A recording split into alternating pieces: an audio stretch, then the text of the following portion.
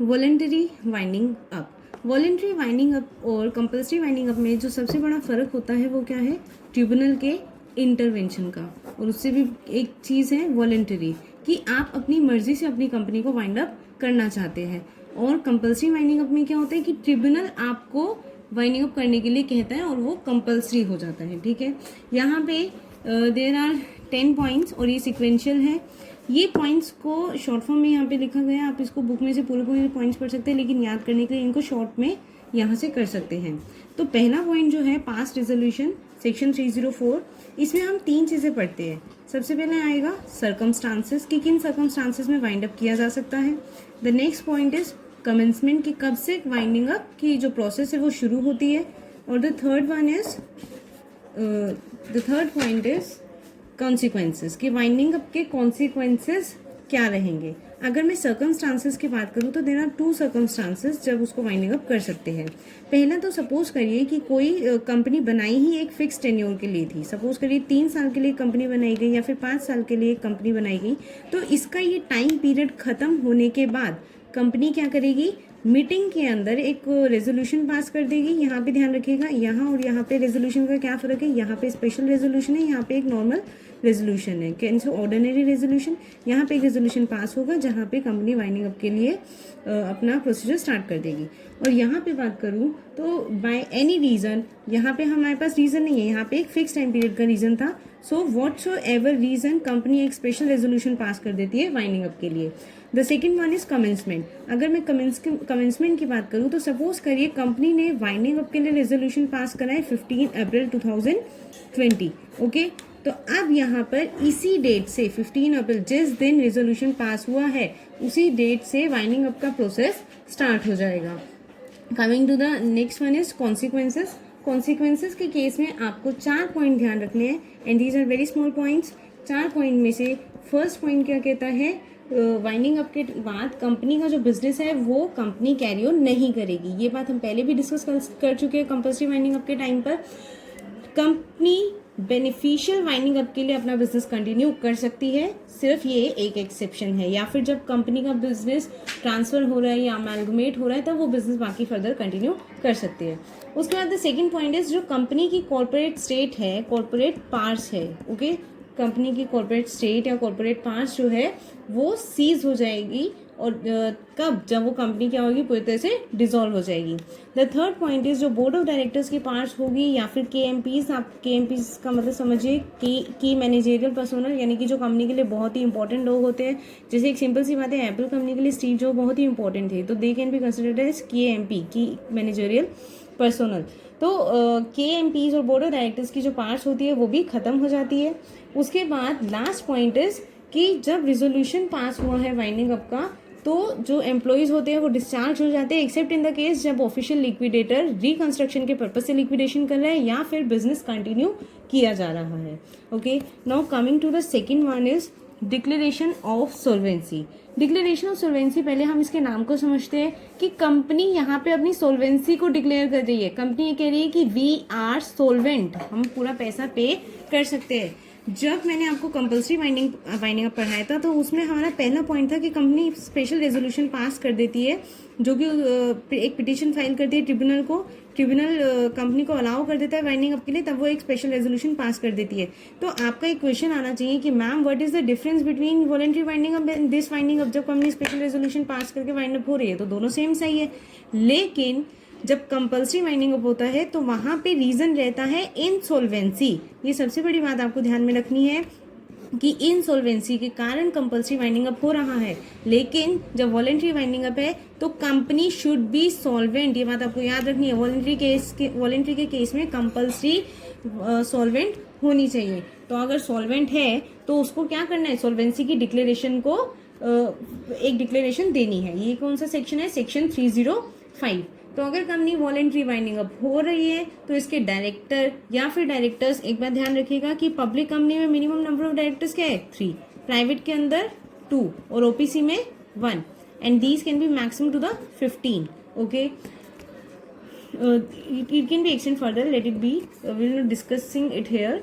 यहाँ पे अब जो कंपनी के डायरेक्टर्स है उनको एक डिक्लेरेशन ऑफ सॉल्वेंसी देनी होगी। मेजोरिटी ऑफ डायरेक्टर्स ये डिक्लेरेशन देंगे और ये यहाँ पर एक एफिडेविट के साथ ये डिक्लेरेशन दी जाएगी। अभी एफिडेविट के साथ जब ये डिक्लेरेशन दी जाएगी तो इसके अंदर क्या लिखा होगा कि कंपनी के पास सफिशिएंट एसेट्स है कि वो अपनी लायबिलिटीज को पे ऑफ कर सकती है, यानी कि हम इसको दूसरी भाषा में क्या कह सकते हैं कि कंपनी क्या है, सॉल्वेंट है।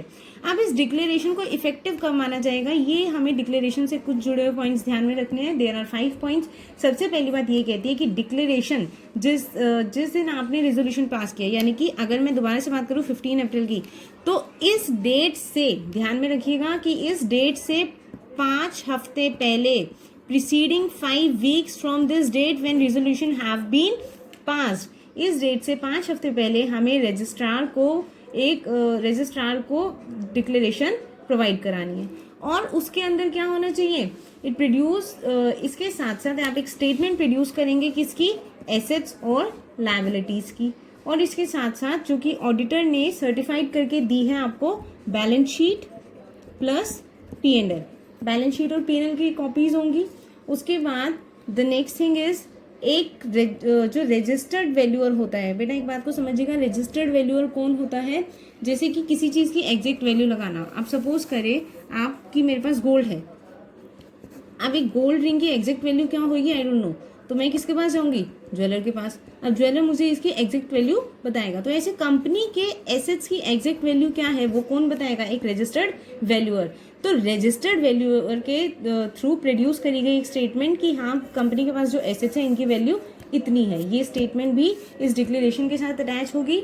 And the last one is एक डिक्लेरेशन भी होनी चाहिए कि कंपनी जो है वो डीफ्रॉड करने के लिए, लोगों को डीफ्रॉड करने के लिए वाइंड अप नहीं हो रही, क्योंकि बहुत सी कंपनियां लोगों का पैसा खाने के चक्कर में खुद को वाइंड अप कर लेती है।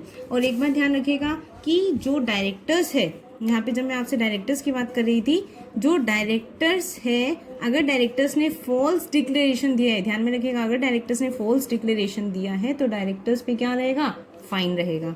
अब फाइन क्या रहेगा, इन पर मिनिमम 3 years का इम्प्रिजनमेंट, यानी कि जेल में भेज देंगे इनको, और वो एक्सटेंड हो सकता है 5 साल तक। Okay, minimum 3 years, maximum 5 years। दूसरा क्या है, डायरेक्टर्स पे इम्पोजिशन होगा फाइन का, मिनिमम पेटा 50,000 और मैक्सिमम 3 लाख। और चाहे तो ट्रिब्यूनल ये दोनों चीज़ें भी कर सकते हैं, या तो इनमें से एक दे देगा, इम्प्रिजनमेंट कर देगा, या फिर फाइन इम्पोज कर देगा, बट समटाइम्स ये दोनों चीज़ें भी कर देता है। Okay, now the third one is meeting of creditors. The third one is meeting of creditors, this is section 306। अब क्रेडिटर्स की मीटिंग की बात करें, तो जिस मीटिंग में रिजोल्यूशन पास होता है, अभी हमने रिजोल्यूशन कौन सी डेट पे पास किया है, 15 अप्रैल। तो यानी कि जिस डेट पे रिजोल्यूशन पास हुआ है उसी डे, या तो उसी सेम डे या फिर इसके नेक्स्ट डे। अब नेक्स्ट डे क्या हो जाएगा, 16 अप्रैल। इसमें से किसी भी डे एक मीटिंग और होगी, वो किसकी होगी, क्रेडिटर्स की। ओके, यानी कि क्रेडिटर्स की भी एक सेपरेट मीटिंग होगी। अब एक बात बताओ, अगर कंपनी वाइंडिंग अप होती है तो सबसे ज्यादा नुकसान किसको होगा, क्रेडिटर्स को, क्योंकि कंपनी वाइंडिंग अप हो गई तो क्रेडिटर्स का पैसा कौन देगा, कंपनी तो वाइंड अप हो जाएगी। तो इसलिए क्रेडिटर्स की भी एक मीटिंग बुलाई जाती है। और अब जो बोर्ड ऑफ डायरेक्टर्स होते हैं वो क्रेडिटर्स को इस मीटिंग के अंदर कंपनी की पोजीशन के बारे में एक फुल स्टेटमेंट देते हैं कि कंपनी की इस टाइम प्रेजेंट पोजीशन क्या है, कंपनी के पास कितने क्रेडिटर्स है, लिस्ट ऑफ क्रेडिटर्स, ठीक है, और उन क्रेडिटर्स को कंपनी को कितना अमाउंट पे करना है, ये सारी बातें डायरेक्टर्स जो है क्रेडिटर्स के सामने रखेंगे उस मीटिंग के अंदर। और इस मीटिंग को लीड कौन करेगा, this meeting will be presided by one of a directors. और ये डायरेक्टर्स को अपॉइंट कौन करेगा, जो ये डायरेक्टर्स को अपॉइंट करेगा बोर्ड। ये जो डायरेक्टर लीड करेगा मीटिंग को, इसको बोर्ड अपॉइंट करेगा। और यहाँ पे देखा जाएगा कि किसी भी पार्टी का इंटरेस्ट अफेक्ट तो नहीं हो रहा है। और फिर जब 2/3 of the creditors, I am repeating again, 2/3 of the creditors अगर अपना एसेंट दे देते हैं कि ठीक है आप वाइंडिंग अप कर दीजिए, we are satisfied, then winding up का प्रोसेस स्टार्ट किया जा सकता है। नाउ आपका क्वेश्चन आएगा, मैडम अगर इतने क्रेडिटर्स हमें अप्रूवल नहीं देते तो क्या होगा। तो कंपनी एफर्ट्स करती है कि वो इन क्रेडिटर्स को सेटिस्फाई करे। तो एक तरह से बार्गेन किया जाता है इन क्रेडिटर्स के साथ, इनकी टर्म्स को सुना जाता है। और फिर वो मीटिंग ही इसलिए होती है कि वो अपनी टर्म्स रखेंगे, कंपनी अपनी टर्म्स रखती है, और दोनों एक दूसरे को एग्री करते हैं। Okay, now the thing is last point in this कि अगर क्रेडिटर्स की मीटिंग में अगर क्रेडिटर्स की मीटिंग के अंदर कोई रेजोल्यूशन पास हुआ है तो 10 दिन के अंदर अंदर वो रेजोल्यूशन विद इन 10 डेज वो रेजोल्यूशन रजिस्ट्रार को सबमिट किया जाएगा by the company. Okay, now the fifth point is commencement. Fifth point is commencement of winding up. It is section 308. अब वाइंडिंग अप कमेंस कब हुआ है? Now coming to the fourth point is publication of resolution. इसका section है 307. अब यहाँ पर जब कंपनी ने जो रिजोल्यूशन पास किया है, जो रिजोल्यूशन सपोज जो हमने 15 अप्रैल को रिजोल्यूशन पास किया था, ये वाला 15 अप्रैल का रिजोल्यूशन, सो 15 अप्रैल से लेकर के 14 डेज के अंदर अंदर विद इन 14 डेज ये रिजोल्यूशन कंपनी को क्या करना है? ऑफिशियल गेजेट में इसको एडवर्टाइज करना है. और अपार्ट फ्रॉम दिस, जहाँ पर कंपनी का रजिस्टर्ड ऑफिस है उस रजिस्टर्ड ऑफिस के लोकेशन में, डिस्ट्रिक्ट में एक सर्कुलेट होने वाले न्यूज़पेपर में उसको पब्लिश भी करना है. Let me show you the pic of official gazette. बच्चे क्लियर नहीं हो पाते ऑफिशियल गेजेट को. ये है, देखिए, भारत का राजपत्र, द गेजेट ऑफ इंडिया. ऐसे ही एक ऑफिशियल गेजेट में कंपनी को अपना वो नोटिस पब्लिश कराना है. Okay, now coming to the fifth point, that is winding up of companies. अगर हम वाइंडिंग अप की बात करें तो वाइंडिंग अप का कमेंसमेंट कब से हुआ था? जिस दिन हमने रेजोल्यूशन पास किया था, section 308. Now coming to the sixth point, appointment of company liquidator. अब इस बात को ध्यान रखिएगा, इसके सिक्स्थ पॉइंट में ही 5 पॉइंट्स है. We are discussing it one by one. जब आप अपने बुक में से पढ़े तो एक एक पॉइंट को लाइन बाय लाइन समझिएगा. फर्स्ट पॉइंट कहता है कि कंपनी को अपनी जनरल मीटिंग में ऑफ कंपनी लिक्विडेटर को अपॉइंट करना है. और ये लिक्विडेटर को अपॉइंट कहाँ से करेंगे? एक पैनल में से. और वो पैनल कौन बनाता है? सीजी. तो सीजी के पास जो इनका एक पैनल होगा जिसके अंदर सारे लिक्विडेटर्स होंगे, उसमें से हम किसी एक को अपॉइंट कर लेंगे. अब एक बात ध्यान रखिएगा कि जहाँ पर क्रेडिटर्स ने रिजोल्यूशन पास करा है कंपनी को वाइंड अप कराने के लिए, उस केस में क्रेडिटर्स जो होते हैं, majority of creditors he company के लिक्विडेटर को अप्रूव करती है. Now the third point is कि जो क्रेडिटर्स है, अगर वो अप्रूव नहीं करते हैं कंपनी लिक्विडेटर को, सपोज इन्होंने अप्रूव नहीं करा, तो कंपनी कहती है भाई खुद का ही तुम ले आओ, खुद का ही कंपनी लिक्विडेटर ले आओ, तो वो खुद ही किसी को अपॉइंट कर देंगे. Okay, now the fourth point is, जब क्रेडिटर्स कंपनी लिक्विडेटर को अपॉइंट कर देते हैं अपनी ओन, या तो उन्होंने कंपनी वाले को अप्रूव कर दिया या उन्होंने खुद का कोई लिक्विडेटर लेकर के आए हैं, तो एक रेजोल्यूशन वो पास करते हैं regarding what? Regarding fees of that official liquidator. Okay, now the last point is कि on appointment of company liquidator, जो लिक्विडेटर होगा, अब हम किसकी बात कर रहे हैं? लिक्विडेटर की. कि लिक्विडेटर को एक डिक्लेरेशन फाइल करनी है with in 7 days of appointment. जब उसका अपॉइंटमेंट हुआ है, सपोज हमने इसको अपॉइंट करा 23 अप्रैल को, अब तो 23 अप्रैल से लेकर के विद इन 7 डेज इसको क्या करना है? अपनी अपॉइंटमेंट की डिक्लेरेशन देनी है कंपनी में. Okay, now coming to the seventh point is notice of appointment of company liquidator, section 312. अभी बात ध्यान रखिएगा कि कंपनी किसको नोटिस देगी? कंपनी रजिस्ट्रार को नोटिस देगी विद इन 10 डेज, जब उसने उसको कंपनी लिक्विडेटर को अपॉइंट करा है कि हाँ, हमने अपनी कंपनी में वाइंडिंग अप प्रोसीजर के लिए लिक्विडेटर को अपॉइंट कर लिया है. और अगर कंपनी ये नहीं करती है तो कंपनी पे पर डे 500 के हिसाब से फाइन चार्ज होगा. Now coming to the 8th point, appointment of committees. अब एक बात आती है, जहाँ पर क्रेडिटर्स नहीं है, सपोज अगर किसी कंपनी में क्रेडिटर्स नहीं है, तो यहाँ पर कंपनी की जनरल मीटिंग में कंपनी खुद एक कमेटी बनाएगी. और अगर क्रेडिटर्स है तो क्रेडिटर्स क्या करेंगे? क्रेडिटर्स एक कमेटी बना देंगे. अब उस कमेटी का टास्क क्या होगा? उस कमेटी का काम होगा लिक्विडेशन की प्रोसेस को सुपरवाइज करना, कंपनी लिक्विडेटर को उसके फंक्शंस को डिस्चार्ज करने में हेल्प करना. Now coming to the 9th point, quarterly report. Now quarterly report is what? कि जो ऑफिशियल लिक्विडेटर होगा वो क्वार्टरली रिपोर्ट करेगा कंपनी की वाइंडिंग अप की प्रोग्रेस पर. किसको रिपोर्ट करेगा? एक तो क्रेडिटर्स को. किसको रिपोर्ट करेगा? एक तो क्रेडिटर्स को प्लस कंपनी के मेंबर्स को. इन 2 जनों को ये रिपोर्ट करेगा. एक मीटिंग करी जाएगी, मीटिंग के अंदर ये प्रोग्रेस बताएगा वाइंडिंग अप की। मीटिंग और एज पर देयर कन्वीनियंस वो कर सकते हैं, लेकिन एक बात ध्यान में रखिएगा कि हर क्वार्टर में, in every quarter there should be at least 1 meeting, ठीक है। और अगर कंपनी लिक्विडेटर इसके साथ कंप्लायंस नहीं करता है तो कंपनी लिक्विडेटर को भी फाइन भरना पड़ सकता है, और उसका फाइन 10 लाख तक एक्सटेंडेबल रहेगा। इसमें एक पॉइंट मिसिंग है, आई होप आप इसको रेक्टिफाई कर लेना। The point is final meeting and dissolution. This is the last point.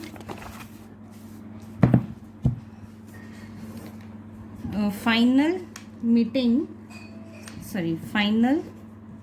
Meeting and dissolution. जब आप अपनी बुक में इसको रीड आउट करेंगे तो there will be 6 points. Let us discuss it. पहले पॉइंट में क्या लिखा है कि जैसे ही वाइंडिंग अप फुली कंप्लीट होगा तो कंपनी का जो लिक्विडेटर होगा वो एक रिपोर्ट बनाएगा। यहाँ पे हम किसकी बात कर रहे हैं? रिपोर्ट की। रिपोर्ट के अंदर क्या होगा? कंपनी की प्रॉपर्टी मेंशन होगी, यानी कि उसके एसेट्स मेंशन होंगे। वो रिपोर्ट के अंदर ये बताएगा कि उसने एसेट्स को कैसे डिस्पोज करा है, क्रेडिटर्स को कैसे सेटिस्फाई करा है, और जो डिबेंचर होल्डर्स हैं उनको कैसे डिस्चार्ज करा है। और बाद में वो एक जनरल मीटिंग रखेगा और वाइंडिंग अप का पर्पस जो स्टैब्लिश किया गया था उसको डिस्कस करेंगे, ठीक है। उसके बाद सेकंड पॉइंट में कहता है कि कंपनी लिक्विडेटर क्या करेगा? एक मीटिंग बुलाएगा, वो मीटिंग का मैनर डिसाइड कर सकता है, यानी कि कंपनी का लिक्विडेटर को अलाउड है कि वो मैनर डिसाइड करे कि कैसे उसको मीटिंग करनी है।